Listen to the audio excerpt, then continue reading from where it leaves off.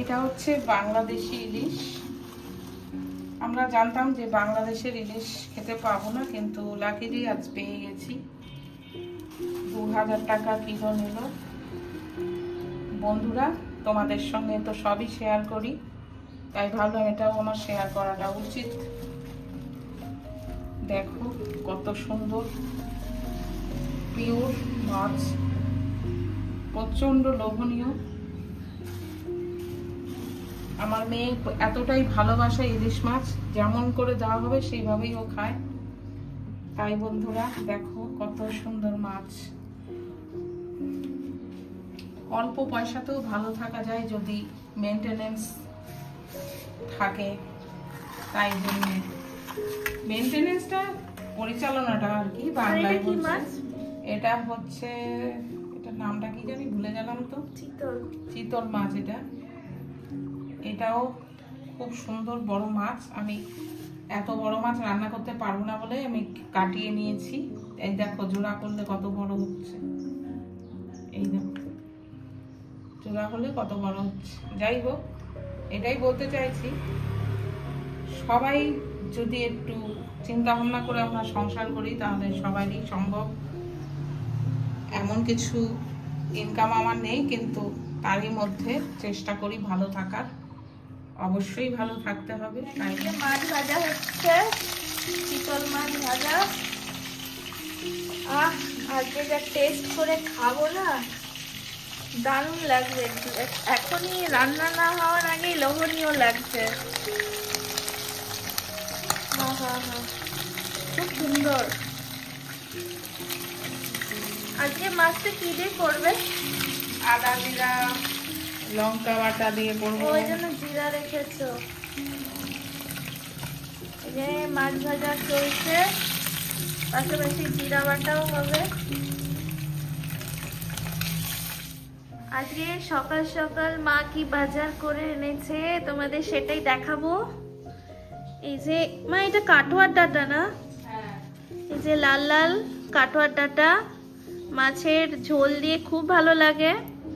এখানে গন্ধরাজ লেবু, ধনেপাতা, ঝিঙা, তারপরে এখানে গাটি কচু। তোমরা কে কে গাটি কচু খেতে ভালোবাসো? আর এটা কি বলতো, এটা কি জিনিস বলতো? দেখতে অদ্ভুত না? এটা একটা কিন্তু আলু, মেটে আলু। আর এখানে নিয়ে এসছে ঝিঙে, এদিকে রয়েছে লতি, কাঁচা কলা, পেঁপে, এখানে রয়েছে ঢেকি শাক, শসা, মিষ্টি আলু, বেগুন আর মোচা। আর এখানে কয়েকটা কাঁচা আম আছে।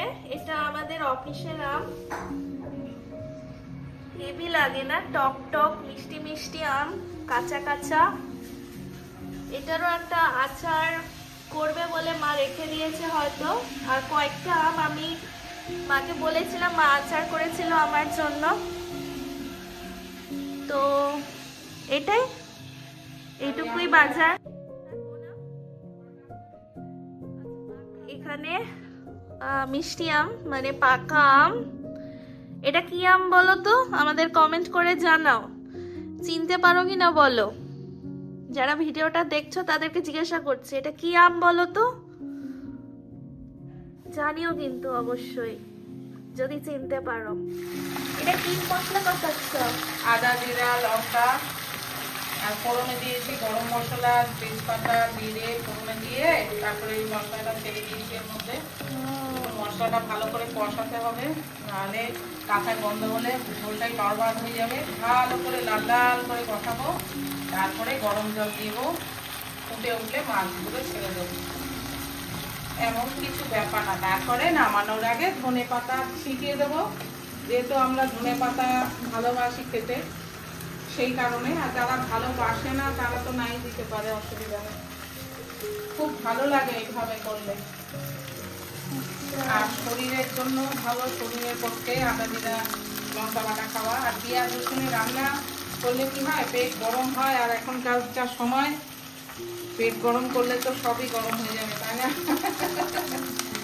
পেট গরম মানে সব গরম। এটা কি? এটা কাটা ধোয়া জলটা দিয়ে দিলাম, মশলাটা।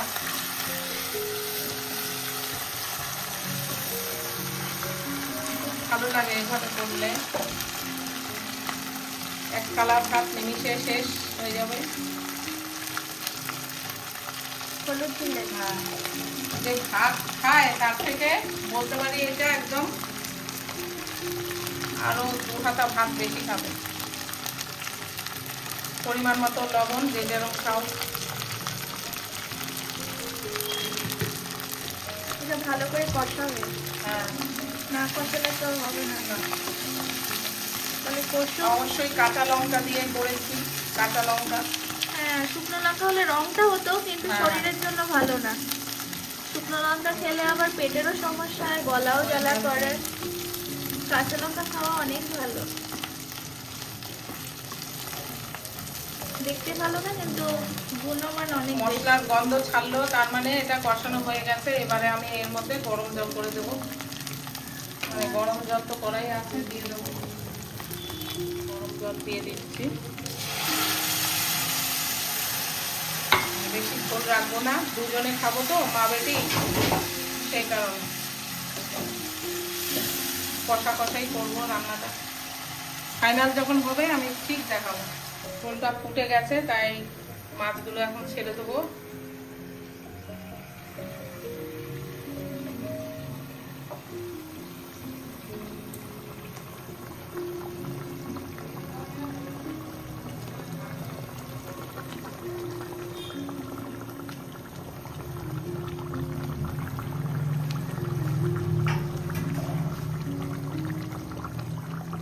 টকবক টকবক করে ফুটছে, গন্ধেই তো পাগল হয়ে গেলাম। আর খাবো কি? এটা ফুটুক নাকি? হ্যাঁ, ফুটুক একটু। তারপরে নামানোর আগে ধনেপাতা দিয়ে গার্নিশ করবে। খাচ্ছে একদম কুচি কুচি কুচি কুচি করে। হ্যাঁ, ধনে পাতাও একটা মানে দারুণ স্মেল বেরোচ্ছে না বর্ষাকালে, একদম ফ্রেশ ধনে পাতা। তো এটা যথারীতি হয়ে এসছে নাকি? হ্যাঁ, হয়ে এসছে। এবার দিয়ে দেবো ধনেপাতা। আর দেখতেই তো লোভনীয় লাগছে। আবার তেল ছেড়েছে মাছে। মাছটা বেশ ভালো। আহ, কি সুন্দর। আর ওইদিকে লোভ ভাত লেগে হচ্ছে, যাচ্ছে। গরম ভাত, আর গরম মাছ। গরম ভাত, গরম গরম মাছের ঝোল। আহা বাঙালি, তুমি মানে আলাদা, এক্সট্রা লেভেল। কেন? অনেক পুণ্য করলে বাঙালি হওয়া যায়, বাঙালি ঘরে জন্ম নেওয়া যায়। আজকে জমে যাবে রোববারের দুপুর।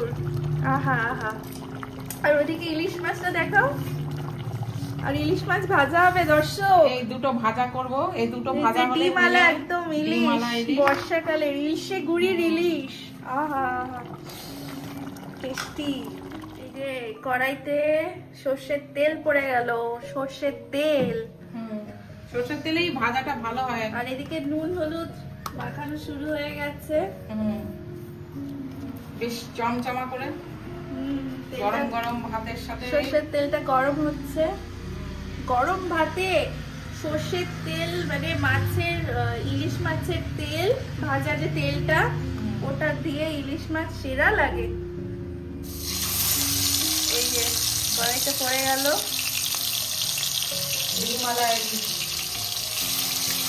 আছে মাছটার মধ্যে। হ্যাঁ। দেখো বাংলাদেশি ইলিশ। আর এদিকে গরম ভাত, একদম ফুটন্ত ভাত, দেখছো? জমে যাবে, জমে যাবে। হ্যাঁ। আর এইদিকে সেই এটা এনে কি মাছ বারবার ভুলে যাচ্ছি আমি। চিতল মাছ, চিতল মাছ। চিতল মাছের মুইঠা অনেকে খায়, কিন্তু আমার মুইঠাটা থেকে ঝোলটাই বেশি ভালো লাগে। দেখতে কি লোভনীয় লাগছে না? দারুণ লাগছে। Thanks for watching.